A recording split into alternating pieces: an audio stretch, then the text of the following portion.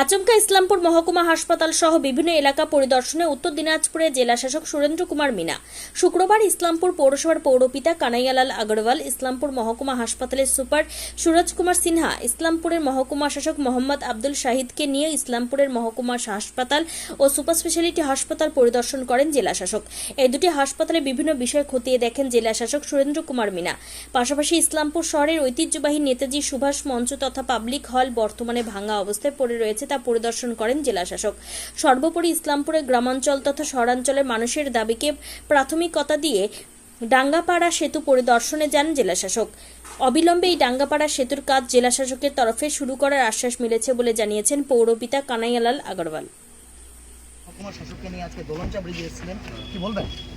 আসলে এই ব্রিজটা খুব করার দরকার আছে।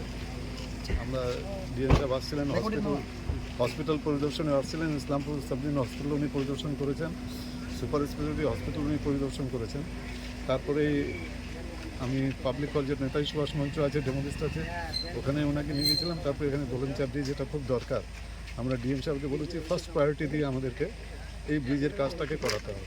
বলছি হাসপাতালে কি পরিদর্শন করা হলো? যে না, ঠিক আছে, আমিও আমার তরফ থেকে এটা প্রায়োরিটি হিসাবে এই ব্রিজটা হোক, সেটা আমিও নোট দিয়ে দেবো। আর আমরাও যে এনবিডিডি থেকে হবে, এনবিডিডিতে যিনি এমআইসি আছেন উদয়ন গুহ সাহেব এবং এখন ওখানে প্রিন্সিপাল সেক্রেটারি আছেন মনীষ জৈন, ওনাদের সঙ্গে আলোচনা করে এই ডাঙ্গাপাড়া ব্রিজটা, এটা সবচেয়ে বেশি দরকার।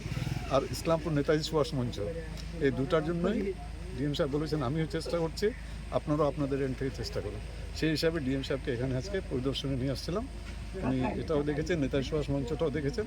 উনি নিজের হিসাবে নিজের তরফ থেকে উনি রিপোর্টটা বানিয়ে এনবিডিডিকে দিবেন। আমরাও এনবিডিডির সঙ্গে কথা বলে যত তাড়াতাড়ি পারি দুটো কাজ করাবো। বললাম গতকালই